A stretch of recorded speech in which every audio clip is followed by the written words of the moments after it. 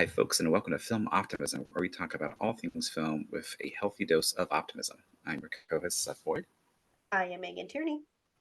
and we are talking about one of the absolute classics of cinema, one of the perhaps most iconic movies ever made, Hmm. Casablanca. This is the one that is topping many, both critic and user lists of greatest movie of all time. Oh, We're not yes. saying it is that, but it is pretty great, and so we're Hmm. finally covering it. This is definitely Um, the one that I've heard as the quote unquote greatest film of all time. It's the one that's always thrown out as that. So, yes. yeah, we're excited to talk about that title and the film itself. It's interesting because it's often between this and Citizen Kane, Yeah, that's right. That's which are true. different movies, similar eras. Hmm. I feel like this is usually the readers' poll. The audience poll True. is Casablanca. The critics' poll is Citizen Kane. Very So Americana, also. Like, yeah, just yeah. American cinema. This is the These movie we sample want. sizes are probably too small, but yeah, Yeah. it's true. This is a very fun old Hollywood movie that Hmm. we're going to get more into in a moment here, but in this episode, we're also going to have some dialogue that we talked about a while ago that we recorded describing the, at the time, ongoing writer's strike and Yes. actor strike. And we recorded this kind of describing what the main issues were when this was still kind of in the heat of it. And frankly, we don't post as frequently as you folks know. We're not doing the weekly episodes, and there was kind of the updates of the strike is nearly over. It's not ongoing for both people, so we wanted to release this episode when we could celebrate. And thankfully, both those strikes are over. The unions won in both cases, and there's been great Yes. strides made for all of the working entertainers here. This is huge for the industry. It's huge for audiences. So what you're about to hear before we dive too much into Casablanca is going to be kind of a highlighting of what they were fighting for. Absolutely. It was really fun to kind of revisit actually the being in the peak of the strike going on. So I hope you guys find that entertaining as well. And here's like a little peek behind our curtain of scheduling and Yep. stuff. This one got kind of, pushed in the back to make room for spooky season, but we're really excited to still include it. We think we debated including it, even we wanted to see if it would still hold true. But I think that getting a deep dive into, like, literally, like I said, the middle of the strike going on is kind of fun and hopefully important, and that you guys enjoy our 2 cents on it. So without further ado, here's our take on the middle of the strike going on, basically.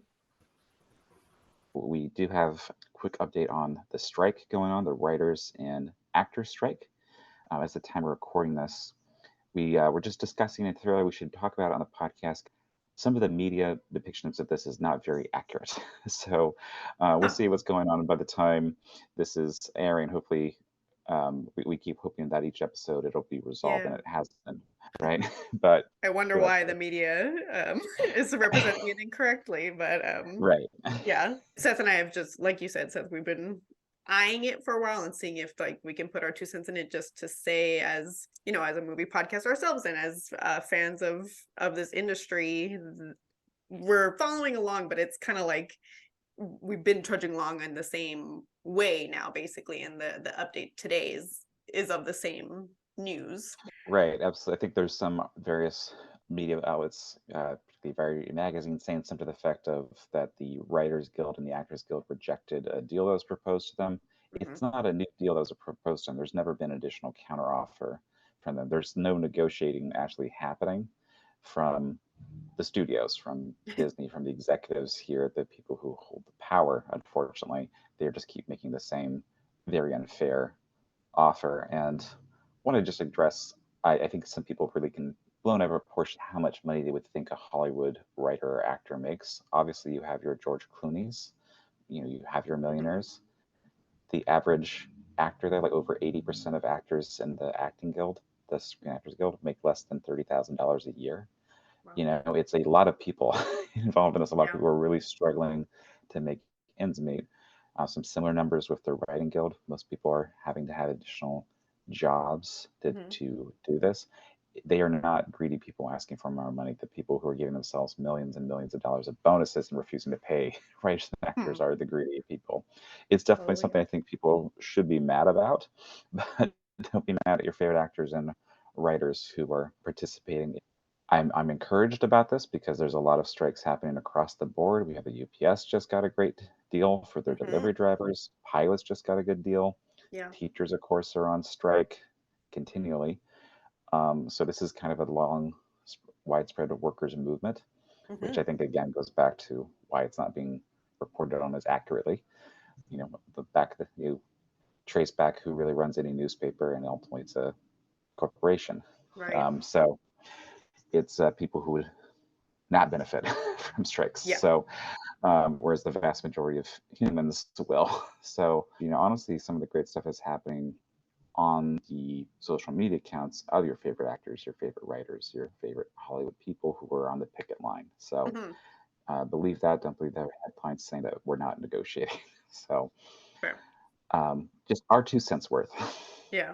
Thanks for speaking on that, Seth. And well, funnily, like we had kind of we were talking about it behind the scenes a little bit about how to bring it up, and also we knew that Casablanca was coming up for our recording. We knew we wanted to do this movie, but this industry is so rich, obviously, and we thought about studio systems back in the day that I was kind of reminded of it, like they used to really crank these things out, but it required tons, and like it just reminds you of that there's tons and tons of people behind the scenes, like getting something on the screen made, even like honestly even a small indie film, and which a majority Right. of films are nowadays, which is kind of like a big pay gap there too, because you have like either seemingly giant studio films or like a really small indie film is like kind of what feels like is going on, and that's just the film industry. That's not TV, that's not all, tons and tons of things that are just touched by this strike going on, and specifically for Writers Guild. So Absolutely. It really is like kind of full circle. Like it's happened before, I'm sure, and it's an ever evolving industry, as it kind of should be, I feel like, in terms of like workers' rights. Right. And I think very recently, specifically the Marvel special effects team has been working on forming a union. Okay. So Oh, wow. you have people who are traditionally not have a union work on that, because like as much it is writers and actors are kind of in the forefront currently. And of course, I think a problem that people maybe don't understand is they see one name. Yeah. And there's some complications that we don't really get into, but most screenplays, most TV shows especially, have a writer's room. Yes. Multiple people are working on it, and ultimately it's one person kind of gets the credit. It's not necessarily on a TV show that's usually a taking turns type of thing, essentially, or one person's actually cranking out the whole thing. But in terms of ideas, it really is a collaborative thing.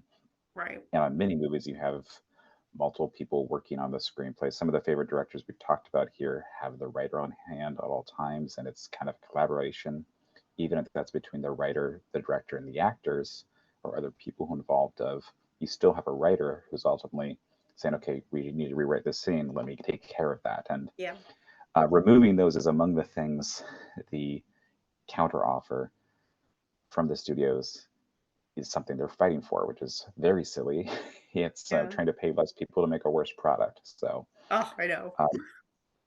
And I think that as much as people complain about, and we're among them, the kind of stagnation of films, mainstream films, especially we'll pick on Marvel again, or all the Star Wars shows, and people can enjoy that. But when someone complains about the lack of creativity there, those aren't writers' ideas. Those are writers being told this is the show you get to make. In many cases, there's writers talking about, pitching 20 or more shows before a studio says, how about you reboot this? Or how about you take care of this thing that's already in a franchise instead of an original idea? So everyone wins. Right. If the writers, actors, and everyone else behind making movies That's right. get a fair deal. It's like everything that Seth and I kind of harp on about our, right. And I'm sure that, our audience too, dear audience, if you agree, let us know. But like everything that we kind of complain about film and what's going on right now in the industry, the the worst parts, unfortunately, are rising to the top, especially exacerbated by things like strikes when people aren't getting like fair wages. So it kind of is just kind of simple. Like we're here to promote, good artistic creativity, and that's just kind of that will always rise to the top when people are being treated fairly, like as a part of it, is my personal philosophy. So because it's a privilege to get creative cinema and creative entertainment outlets like this. So it's kind of like it's our due diligence also as viewers to learn and see what goes on behind the scenes, I guess. Absolutely, we do have, our spinning power does make a difference. Um, People going to see Oppenheimer and Barbie, and those making a lot more money than some of the Marvel movies was a Yeah. big surprise. Right. And Barbie is made, it's a toy company making a movie. It still is an original movie, especially compared to other long-standing franchises. Like there's been many shows that have been brought back because of fans. Yeah. So your voices really do matter. Yeah. Well said. Okay, folks, now to the meat of the episode. A recurring theme here, as you've noted, Oh Megan. yeah. Mm-hmm. This is maybe not as surprising to me as the last episode that you had not seen it, but this is still a pretty classic movie that I think I'm increasingly understanding that, not everyone has seen Casablanca. Many people have. Mm-hmm. And you watch old movies, so, I thought you may have come across it at some point. But what Mm-hmm. I'm most curious to hear is how did you respond to this watching it for the first time, full on adult? Because I definitely was, this movie, much like the movie, I can't remember the first time I saw it. It just was often being Mm-hmm. seen. I've seen it probably 100 times. Wow. So Oh my God, it's set. yeah. Yeah. Well, it's one of those where it's so iconic. Obviously, you hear about Casablanca in so many ways, and I think Seth and I are Right. going to talk about like that aspect too, because just if you consume any kind of media, you're going to kind of like consume a little bit of Casablanca, like even just lore or iconicism, I guess, Sure. in other ways.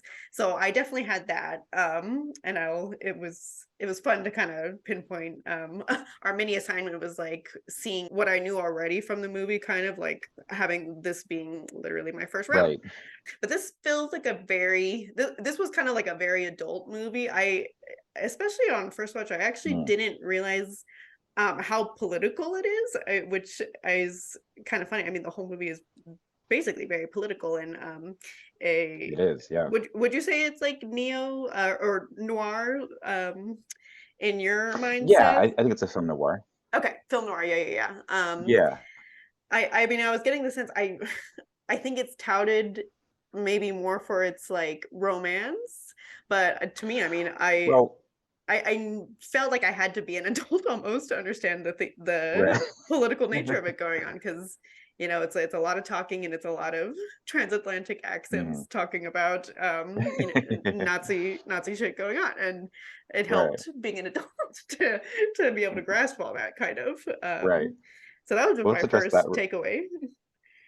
Yeah, let's address that because like I think you're right. Like it's maybe not strictly a film noir, but there's a lot of the techniques that are Oh yeah, employed in that. It's a darker movie, yeah. and I Mm-hmm. think people who and me having not seen it in a while, it is a romantic movie. That's definitely part of it. That's a very Yeah. heavy. There's a lot of it's a Nazi occupied area. Mm-hmm. Rather, Nazis are there. It's still technically free. It is 1942, and the war's not over yet. The war Right. had not been won. The Nazis are a very real threat. Right. At the Mm-hmm. time of this production. So there's a real fear going through there. But yeah, it's when you thinking of techniques too, like there's that incredible to me shot that is very classic film noir where Humphrey Bogart is opening the safe and it's his Yeah. silhouette and he's Yeah. talking Yeah. to Claude Ransford. Like that is to me one of the most iconic film noir images, even though this movie isn't necessarily that, but that is peak. Oh That's from the German expressionists, learning those yes. shadow play stuff. So how many things did you kind of retroactively did you have a moment of like, oh, there was a joke about this that I didn't realize it was a reference to it, or like I've seen this in pop culture and didn't realize it was this moment. Did you have any of those in watching the movie? Sure. I mean, I was kind of paying attention to a lot of the script, which because it is a very talk heavy Yes. film and really iconic film. I mean, I for sure knew, like, I have my little notes next to me because I was literally taking notes of the best parts of it. Yeah, But so I mean, I knew about the "Here's looking at you, kid," like, I knew about that. sure. But I think I even knew about it, like, funnily from a poster of, like, 100 greatest movie quotes or something like that. So Okay, and sure. in a way, it's like, it's a very good line. And they say it maybe like 3 times, maybe almost 4 Mhm, times. I think it's 3 times. But mhm. there were other, like, a little bit more personally interesting, like, or like, as a writer myself, or like, that one didn't Yeah, light me up inside, if you know what I mean. Like, right. uh, Well, it's funny you say that because that was an improvised line from Bogart. That's apparently a thing. really, One of the stories is that's a thing he would say to Bergman on the set where they were playing poker together. There's debating stories about they got along really well. They played cards, and they did yeah, not get along, and they kind of right, begrudgingly. yeah, I've heard that Um, too, definitely. he was insecure about being shorter than her. um, Yeah, he had to, yeah. like, wear blocks on his feet Hmm. in kissing scenes, apparently. Funny stuff. Funny stuff. Right. Well, that's funny. Sorry, Bogey. Sorry about that. Well, and so for We can take it. me, yeah, he was great. It's fun to watch him, but for me personally, like, he doesn't really do it for me in, like, iconic Hollywood, like, swoon worthy, if you will, leading gentleman. Yeah. It's just personally, like, that's kind of like what I was getting from it too. But such a compelling, like, he just has that, like, detector esque quality to him that Mhm. also reminds me of noir a lot when I was watching it. Sure. No, I think that's a interesting thing too about like this era of Hollywood. Like some of the most iconic. You have people like Cary Grant who are, I think, very objectively handsome. No one's going to say that he's Yeah. not. Hmm. Humphrey Bogart is an odd-looking guy. He's a very masculine, rugged guy. Hmm. He was also a little bit older when he started playing a leading man. He was the heavy. He would be like the bad guy who dies in the final scene for the first Hmm. like 20 years of his career. And I find him handsome and very captivating in these roles. But yeah, he's an odd looking guy. He's a short, a little rougher looking guy compared to even other people in this movie. you Yeah. know? Yeah. Fair. And I mean, just really slick it into that transatlantic accent, which I think is probably like one of the more iconic things about him too, and Yeah, his acting style, I guess. That felt familiar, like I knew that that was going to be a kind of a part of it. But yeah, I mean, other line, like, I knew about, or I noted that the She Walks Into Mine bar. all that enjoy it's not the world. Oh yeah, yeah. So Yeah, that, I yeah. mean, that almost feels like literary, like how much Mhm. I've heard it in other things, or at least just Sure. your ear kind of perks up when you hear it, kind of thing. His Hmm. airport speech Hmm. with Ilsa is, I've heard that before, definitely. And even, like, I was trying to think of, like, where, but I couldn't really pinpoint where, but it's just, you do know about it. Like, I thought even, like, in, like, Family Guy or something like that, like, Sure. adult cartoon, Yeah. which, Family Guy was my personal, like, adult cartoon of choice, kind of. And I think it's Hmm. because, like, Seth MacFarlane has a lot of, like, funnily enough, film knowledge and, like, even Broadway knowledge, and it's kind of like that was appealing to me as a kid and now. And it's a Sure. little bit more like wink wink than I even knew. So it's come out in, like, many different ways almost. Just the, like, Sure. knowing of what this is. Yeah, that was kind of what I was expecting, because Yeah. like there are like I'm sure Simpsons has a parody. Like there's definitely Family Guy. Other shows have had like full on parodies of it, Oh and yeah. for a variety of media. So I think it is definitely something that permeates the culture. The film The Usual Suspects takes its name from the last line round of The Usual Yes. Suspects. Oh, okay, good. Um, I was, like, wondering about that. Okay, yes, I'm thank you for confirming that um, for me. yes.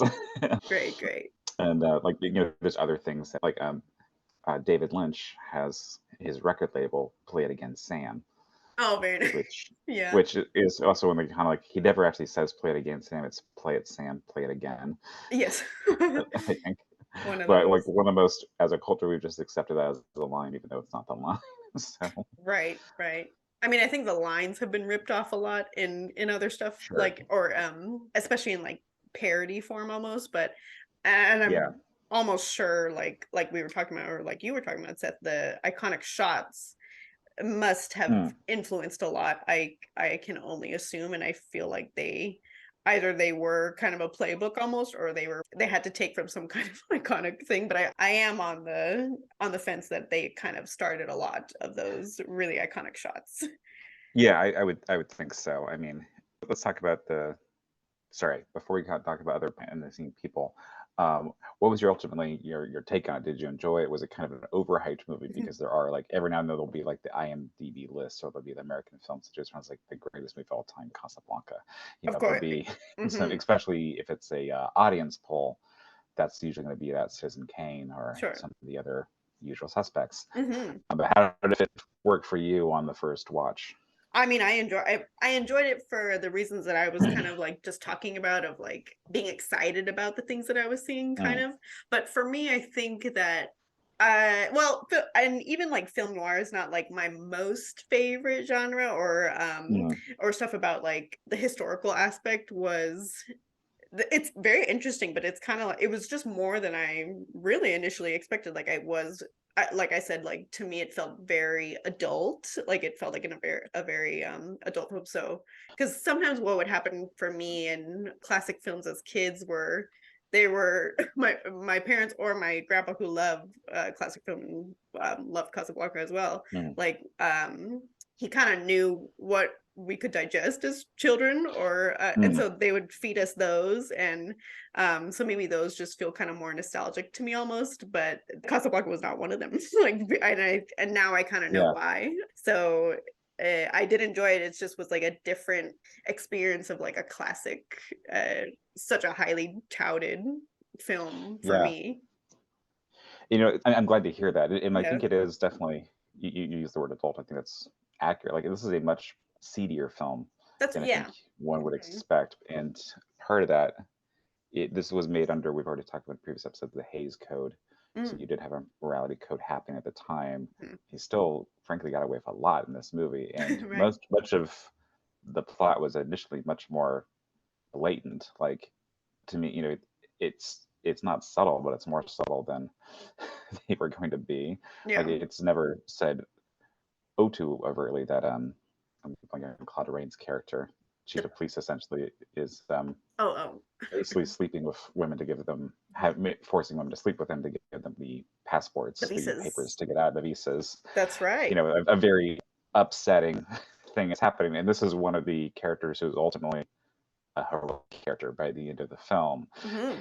I mean, this is a thing that's happening. This is a thing that Humphrey Bogart, our hero, who's a also pretty dark and shady person himself, is having to deal with. Right. And like the opening scene is his girlfriend is drunk and crying, "Why don't you give me attention?" He's just ignoring her. This is not exactly saving the cat, proving this guy's the hero. It's Definitely. pretty well into the Totally. movie before he does a good act, before he actually does something noble. And everyone in the bar is so excited that he's back. This guy who used to be more of a freedom fighter is standing up for justice again. Totally. But yeah, I rewatching it because it had been years since I'd seen it last. It's like, oh, there's a lot more overt things like that are happening than I Right. had recalled. I think even something I got wrong definitely was Casablanca itself, because it's almost like a purgatory story, or they're Mm-hmm. kind of, people are stuck there, like the idea is very much that they're stuck there. It's not like a people aren't vacationing really. Like it's Right. people are very much in transit in this film, like majority of it, which is fun with all the icons that brings too, of even just plain culture or something. Like it reminded me a lot of actually this even the dialogue too, like, or just what was going on with of Hemingway Hills Mm. Like White Elephants for some reason, because that one's Yeah. Yeah. transitory too, and it's just really plain, like very plain, but there's stuff going on underneath it all, Mm. where everyone has to be kind of like tampered out, which I really like that aspect. I think it feels very literary in that sense, but again, like I was taken aback that Casablanca, even such a beautiful like Spanish word or a French word, I guess, in this regard, is Right. um was seen in that light and portrayed in that light, Right. despite being extremely, gorgeous sets, loved all of that. But Of there's course. a And like you seediness do have, underneath it. right, it is this kind of like you something not great is happening if you ended up here. But Right. also if you're here, Rick's is also like the best bar in the world. Yeah, yeah. And also very wealthy patrons are coming there and everyone's trying to say that they had a drink with Rick, which he's never going to do. So That's that true. weird kind of balance. It is a destination, or rather it was a destination, and currently it is still has a love of that, but most of the people would not like to be there, would Yeah, like to pass through. that's true. Um, That's a better way of saying it. It's like it's kind of the people that are the problem. Essentially, the place is kind of exotic and interesting and yeah, fun, but it's still fun, it's cultured, but yeah, just yeah, political change, such a situation change very right. quickly, which on that we should, like you said, it is a very political movie too. And yeah, this was, like I said earlier, made during the war, and many people involved in making this movie, many of the actors were refugees from Nazis. Oh, Um, wow. the actor who plays the Colonel Strasser, the Nazi who's shot at the end. We're going to spoil a movie from nearly 100 years ago, folks. But that's Konrad Veidt, who is a silent film star in Germany. I mean, he's in Cabin of Dr. Calgary, a very iconic horror movie. Hmm. He went on to act in many other movies, but he uh, was escaping the Nazis. The director is Hungarian, was also fleeing that. Several of the other actors, most of the actors who were speaking to a French accent were actually French, who were Hmm. also escaping Nazi occupation. The scene where they are playing their battling of national anthems, and Yes. they start playing the French, and then everyone's crying. Many of those people were actually crying because it was a really devastating thing happening to them. It was so Wow. emotional. It's like that scene hits way harder than I expected on a Exactly. rewatch, because for one, it was very real. So Yeah, definitely. I think that really leads to its staying power as well. That scene stood out too, and it was almost unexpected. I mean, they're playing like really palatable, I would say, like jazz and really nice Yeah, like lounge music, and then you get this really overt, like obvious battle, almost a battle of yeah, two anthems, which was really kind of cool. yeah, because it is such a strange, time of like there's literally Nazis there, and they're telling everybody you're going to be under our rule any day now, but it hasn't actually happened. Yeah. But the French government there is also aware that it's very likely to happen, so you have to play nice. So Yeah, that's true. It was like a kind of a feeling of, I again like a kind of like a limbo area where you're acting almost. It felt like people mm, were very much trying to play cool, like under the radar, so as to not, disturb anything. And so it wasn't like a war film, like obviously, but it mhm, that element of was still there and like you said, really palpable, I feel like. yeah, and like so this movie was based off of a unproduced play.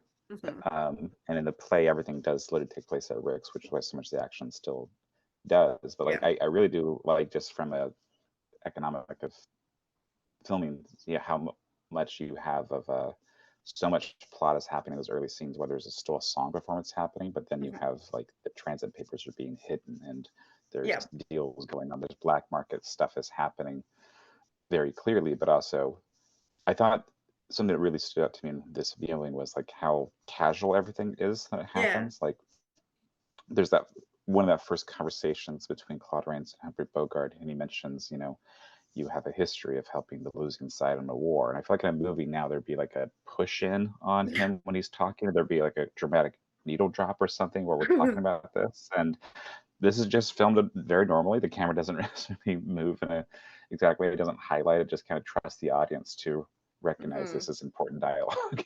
And that was refreshing to me in a watch. Oh my gosh. Yeah. Yes. On that note, the director Michael Curtis, an interesting fellow we should talk about, who had quite a Mhm. long and successful career. Like I said, was born in Budapest. There is a debate about, I should say debate, but competing stories about how fluent he ever was in English, even Oh, while being to his death, being a successful Hollywood director. wow. Some people would kind of say difficult to communicate with, never fully learned it. And there's obviously some reasonable guesses that there's a little bit of a racism behind those comments. Yeah.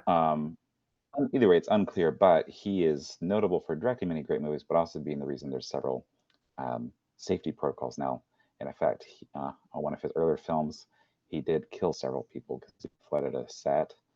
He also killed several horses in a movie, and literally there's laws on the books now because of his recklessness. So, still a good director, but we obviously don't endorse his Yeah. his decisions. And I don't think this is necessarily a he didn't know better situation. This was ignoring people who were telling him this is we really need to clear the set. You can't do this, you can't do that, and him just going with Yeah. it. So You take know, that with a grain of salt. and I don't give him a pass at all. And but it's just like I think that like well, I don't give him a pass, like stop there. But I feel like Right. stuff like that did happen. Like it's almost like my trial and error would have happened in old Hollywood, I think. And Yeah. there's a lot of conspiracy stories where it's kind of like, yeah, like I feel like that I could see it happening, in other words, which, and it's tragic, it's terrible, obviously, but again, bringing it back to workers' rights, like in no world is that Yeah. okay. So Right. it's like it's just very interesting to hear those stories and how this industry progresses like that, especially from directors, and because it gives a feeling of like these things sometimes were kind of like really kind of strung together almost Yeah. by a ragtag team, if you will, and then not to take credit away from like directors and writers and everything like that, and especially the workers that are behind it, but it really takes a lot of hands like on set to get Yeah. these things done, which so it's just interesting, I guess. I think that hits on one of the most interesting things about the movie was like nobody thought they were making anything particularly special when they made the movie. Everyone was Yeah. under contract. Some people were borrowed from different studios because they thought like, oh, Ingrid Bergman would be good in this movie. Let's do that. But everyone was just kind of literally fulfilling a contractual obligation that they had Right. to the studio system. This was not. The director had a vision of making this epic, and he, you know, cast everybody himself. This was when things were done pretty differently, That's right. and it just happens to be a great movie, and Mhm. was initially like moderately successful, but has Mhm. increasingly gone on to be such a renowned movie, and that just doesn't really happen anymore with movies. So movies that get talked about at this level being like made out almost by accidentally, That's to be right. so. Obviously, everyone was working hard, but like to Mhm. just make a masterpiece without even realizing it.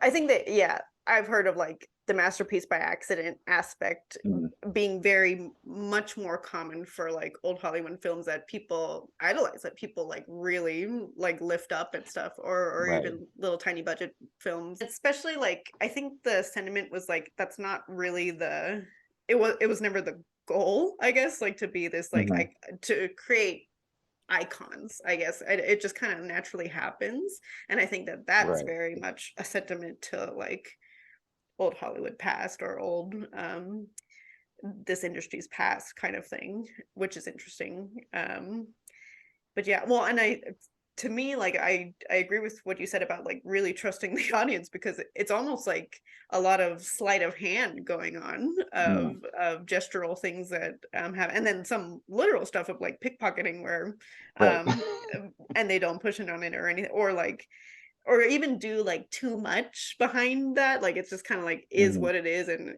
add it in like almost atmospherically, which is kind of fun and like pretty rare nowadays too.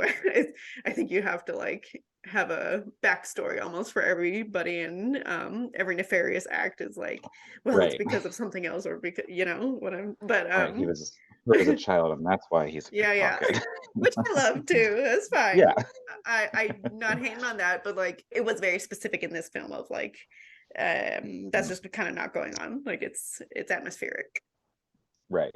Mhm. And like among the most iconic performances in this movie is Peter Lorre, who's only in it for I think less than 10 minutes. He's the one who's shot, Yes. or he's the one who's arrested who has the passes, but like he's still getting top billing I think on the actual poster, and he's I apologize, I'm feeling terrible. He's from a country that doesn't exist anymore in Eastern Europe, and I think already dead Yes. by the time he was coming here. Was Mm. in a lot of German movies. Mm. But another person who came from Europe to escape that. But you have some great him and Sidney Greenstreet and others, just like these great character actors who are having relatively small performances, but really nailing them and really being iconic and a memorable part of the movie.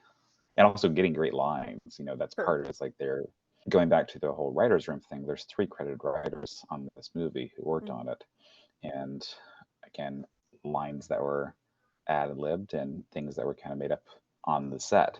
My most famous is the song "As Time Goes By" was never meant to be the song. The Oh, directors and producers thought this is going to be a stand-in until we pick a better song, and they just didn't. And wow. I I think it's good. I do Obviously too. it worked. I really thought that his voice, I almost thought it was Louis Armstrong. He really sounded like Louis Armstrong to He me does in have a the similar voice, yeah.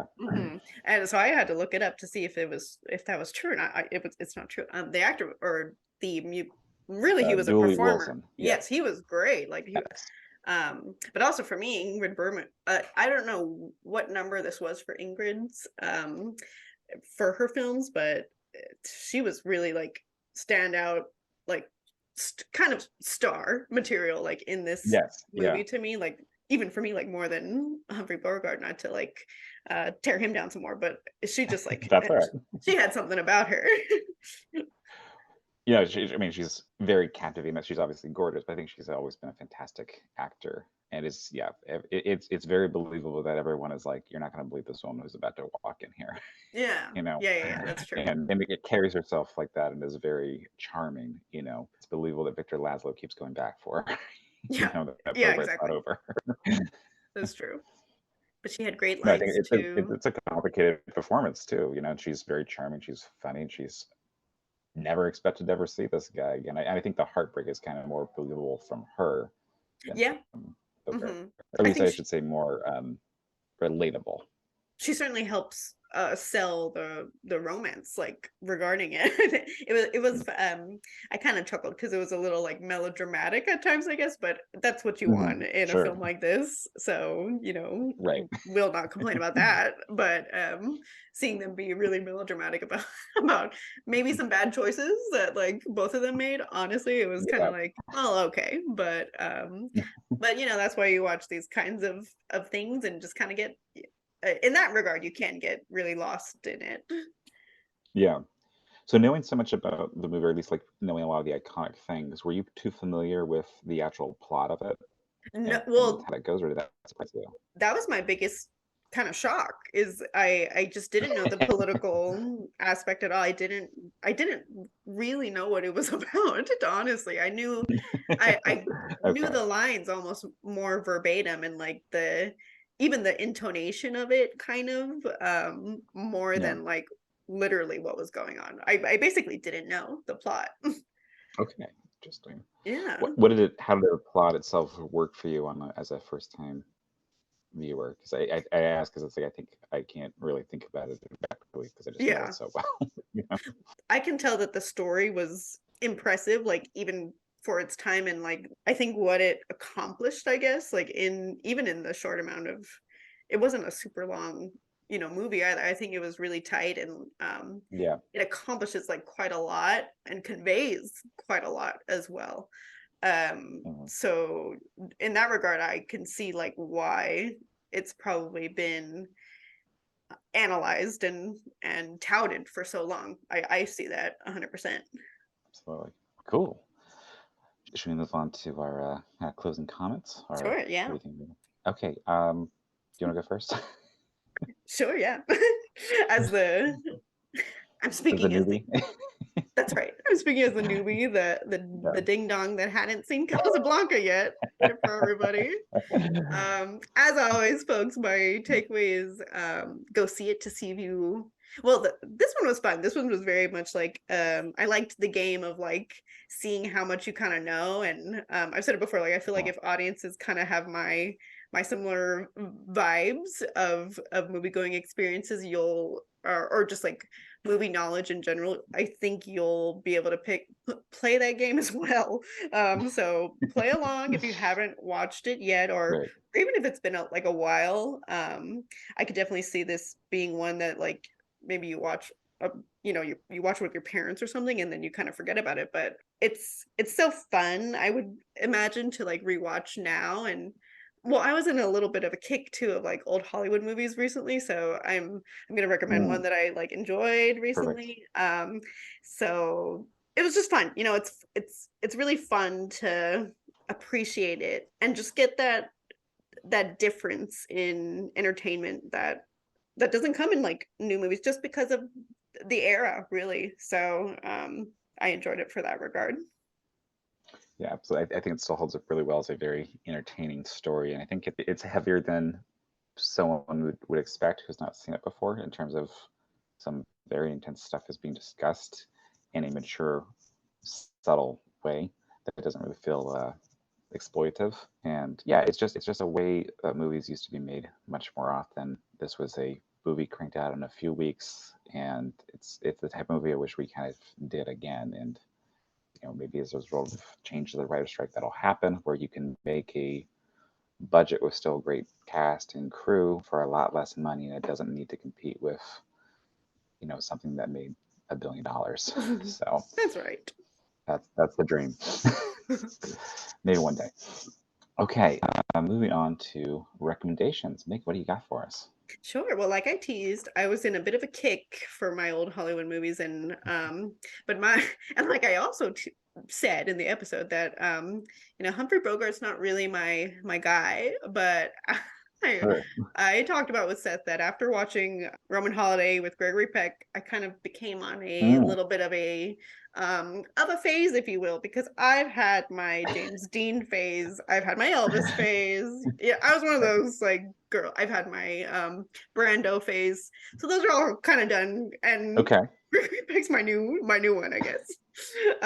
So Roman Holiday, I think it's really a height thing for you. I think so. Well, true. I was so anecdotally, I think Gregory Peck reminds me of like my partner, my boyfriend. And I I tell definitely see it. Yeah. oh my gosh, that makes me so happy, Seth. Yes. But yeah, so anyways, I tell him that too to kind of like let my obsession go on. But anyways, I I Roman Holiday number one. I talked about it in like even our top five of 2021, I believe. So I watched that film in 2021, Yeah. and it's been kind of like a slow burn since then. So the one that I want to recommend is much more of like a very, it's literally almost like family fun kind of movie, but really fun, which Mm. is A Million Pound Note, or sorry, The Million Pound Note, I believe. Which I hadn't heard about at all, like didn't hear anything I don't about either. this movie. It's like filmed in England. It's very fun and fancy free. He is an American like sailor that comes into money, £1 million, and in as much as that it's like very cutesy, it's kind of like how society treats him differently, Mm.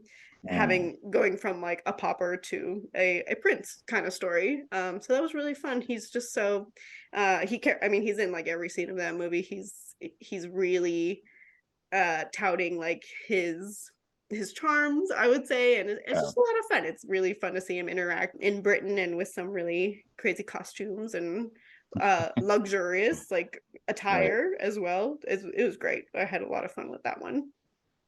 You should watch Spellbound. That's a Hitchcock movie, Oh I my believe, one gosh, with Ingrid Bergman. I want to find that one too. Thank you for reminding me, Seth. Yeah. Yes. Well, and then I went down a rabbit hole and I found out that they potentially had an affair from that movie and stuff, Oh. and they were both married at the time. So Mm. want to see that film.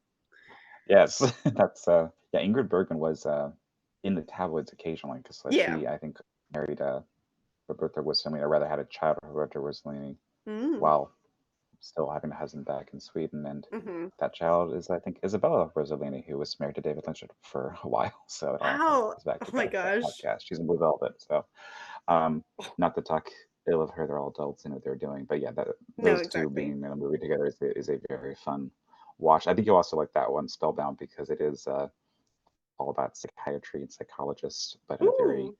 a 1939 or maybe 1940 understanding of psychology. So Yeah, some stuff is outdated, but it's still kind of fun, you know. sure. Oh no, I So, that would be great. I love some. I mean, even too early Hitchcock is like really fun. So yeah. would And love that. Salvador Dali did a dream sequence in that movie. That's crazy. So Wow. yeah, one of his underrated ones for Hitchcock. All that to say, very much endorse you going into the deep end on Gregory Peck and Ingrid Bergman. There's quite a Thanks. lot of great movies for you there. Oh yeah. I will stick with a Humphrey Bogart recommendation. Oh. One of his, I think his first movie he did with Lauren Bacall, To Have and Have Not. Mhm. You mentioned Hemingway earlier, and this is actually based off a Hemingway short story, Yeah. I think pretty loosely. And another couple who I think was both with other people and started movies together, then got married and Yeah. became an iconic couple. Quite an age gap between them. I think she was 17 in this movie, Yeah. and he was like I already remember 40 or that. something. But they were, she was, very happily married to Humphrey Bogart until his death. Mm-hmm. So Mm-hmm. different time. But this is Oh, another great short. There's a little bit of the background is that there's war happening. There's some kind of political intrigue, stuff like that happening. We're in a foreign locale, and just really great chemistry between them. They went on to be in I think 4, maybe 5 movies together. This is the start of it, oh and wow. rightly so. Hollywood's like we got to get more of this. So, Have and Have Not from 44, directed by Howard Hawks, who Hmm. directed many great movies, including some of these other ones they did together. Nice. Very nice. Yeah. This movie too, even Casablanca kind of reminded me, like I said, of Hemingway for some reason. And Mm. I feel like the pairing of Hollywood and and some based on stories about Hemingway is kind of a pretty good pairing, like one that I want to explore some more. Yeah, there was more of that at the time, and then there was also great Grapes of Wrath. Steinbeck. Steinbeck wrote some Yes. movies, Mm-hmm. Oh and yeah. William Faulkner. So like you did have this era of like these Yeah. the guys you read in English Yeah. class and your R major, like they Which were we alive did. at the time and they wrote several movies or they had their books adapted to movies. So Yeah, it it's is an true. interesting time. William Faulkner, I think, did a punch up on The Big Sleep, which is another Howard Oh, Hawks, Humphrey Bogart, Lauren Bacall movie. So wow. you Oh, also had like some detective writers who are still alive, like Raymond Carver or yes. Raymond Chandler. Sorry, so you had them working on it. So it was a really interesting time for adaptations. True. Oh my gosh, I can't. I mean, I love Faulkner. My favorite thing we ever read was As I Lay Dying, and I think Really? I'm Okay. sure that's been adapted. But so most recently, James Franco adapted it, like for a full feature Yeah. film and like How was start. that? I didn't. Well, so I'm a little nervous to watch it. To be honest, I kind of don't want to see it bastardized. Yeah, And I'm going into it with that's what I've that. heard it is. Okay, okay. So I don't know if I want to go down that road because I just loved that Yeah. novel so much. Yeah, my understanding is that, well, James Franco has many things. I don't think he's the academic to adapt that. So, Fair. in my opinion, so it did sound like a kind of gonna try to prove to Hollywood how smart I am, and it didn't really get received that way. Um, Yeah. I just don't know if I yeah, want keep it sacred. to. Maybe one day I'll prove James wrong. Yeah. We could do it for the podcast if you want. That'll be an Oh, interesting one. oh, it could be a rewatch Watch a movie. or Yeah, yeah, I watch a movie we're very worried about. Um, very cautious. yeah. All right, folks. Well, hopefully you enjoyed this. Please give us that 5 star. If you want all of our links also in one place, we have a website, Yes. filmoptimist.com, real easy. Full podcast is there, but also all of our recs and all of Mm. our social links. So be sure to find us there. Keep an eye on that webpage if you like what we're doing. All right. Thanks, folks.